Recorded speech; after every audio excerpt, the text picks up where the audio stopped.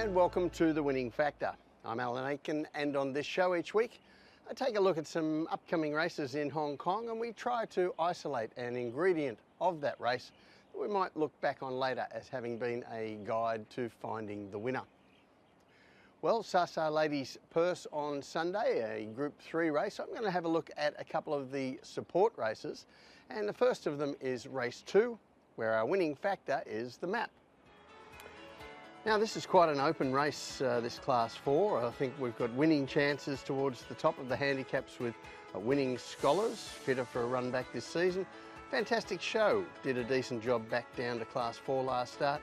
We've seen eye-catching runs from the lightly raced Sparta Missile and Dr. Winning. Infinite Power and the well-graded Noble Steed have some claims, and all the way down in the field, El Jefe and Mega Bonus have chances with good draws and lighter weights, so a pretty tough event. But I do think that a good draw is going to help refine the chances here. So I thought first of all we might just take a look at the map, which is our winning factor in the race. And when we look at how they set up Victory Scholars, he has blinkers first time. He may lead them, but he also has the option to let some of the speed coming across from wider cross him early and take a trail, and Zach Burton, I'm sure, will think about that on the run.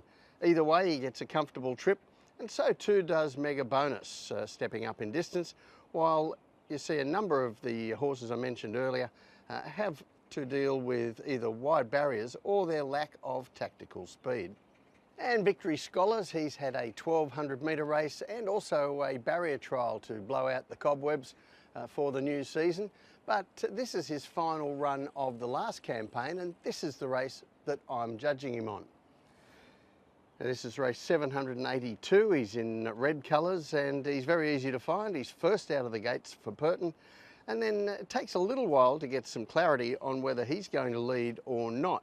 But eventually Burton rolls onto the lead at the first turn.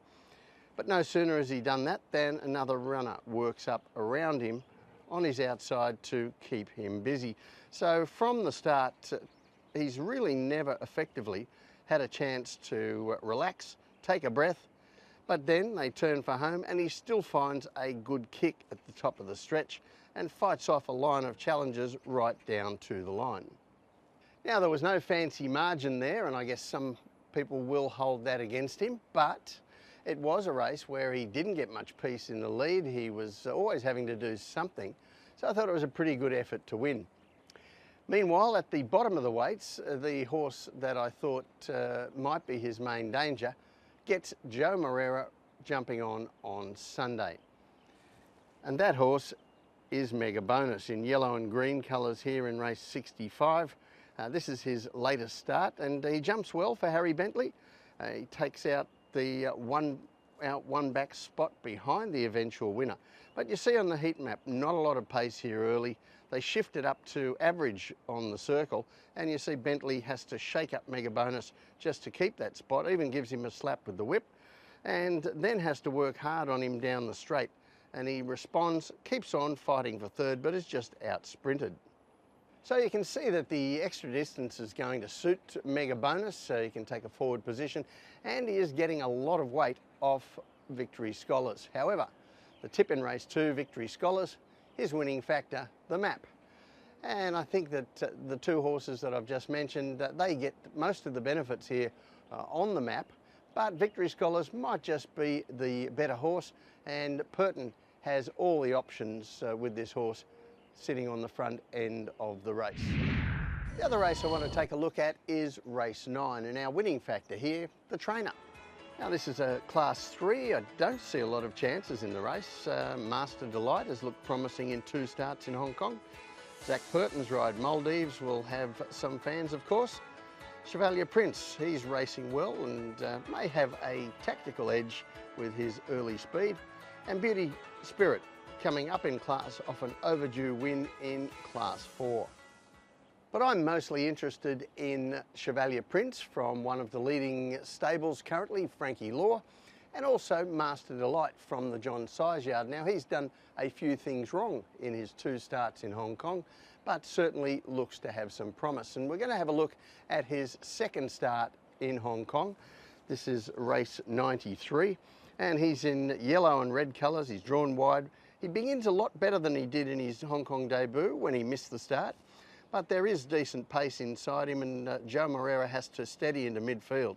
Now, you see on the heat map the pace drops sharply in the 2nd section, and you can see Master Delight gets a bit keen. He's wanting to go a bit faster and throws his head around, but then the speed picks up again when they get to the 800 metre turn. Master Delight settles down again, and then in the straight he wears away steadily at the leaders, but you'll note that 3 of the first 4 into the straight fought out the finish, so there was no advantage here coming from behind.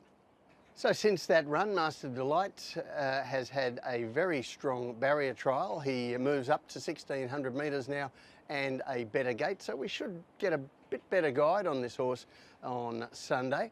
But his main rival, I think, is Chevalier Prince, so we'll take a look at his most recent run.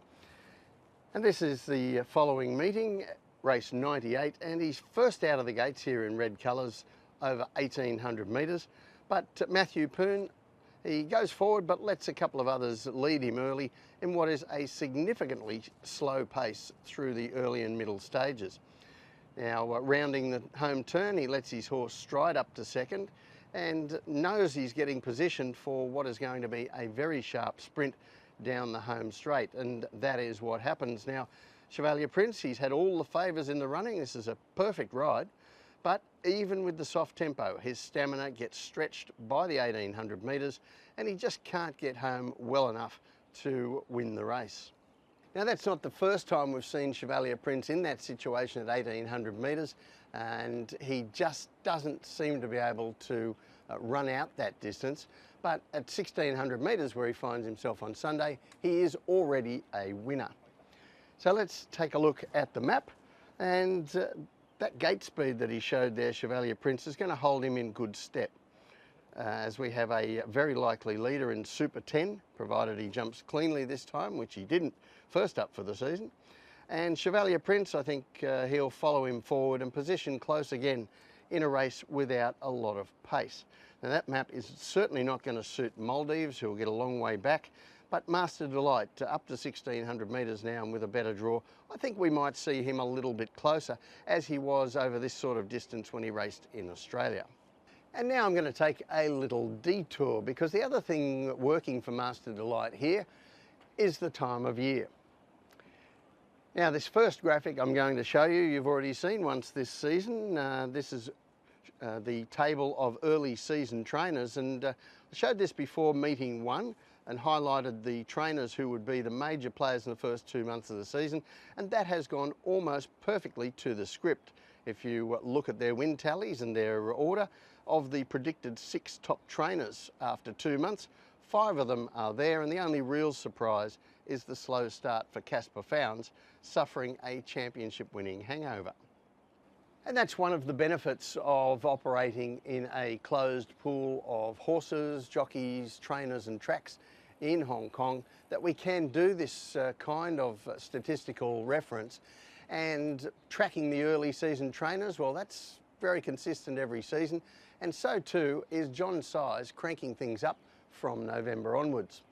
So the 11-time trainer is generally a slower starter, but this is the month where he moves into play, and rather than bombard you with another avalanche of numbers from his 20-year Hong Kong career, I thought this graphic was a little bit more elegant.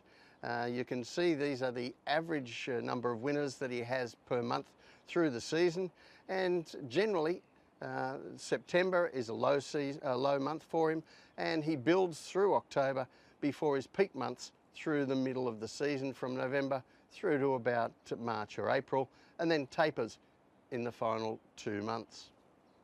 So the tip in race 9, Master Delight, his winning factor, the trainer. There's an awful lot to like about this horse in Sunday's race just on a form basis, but at this time of year, with a horse who is building towards the 4-year-old races, he's also got a trainer who's building towards his best, and now is the time to start hitching your wagon to the John Size stable. Well, that's it from the Winning Factor for this week. Good luck on Sunday. We'll see you next time.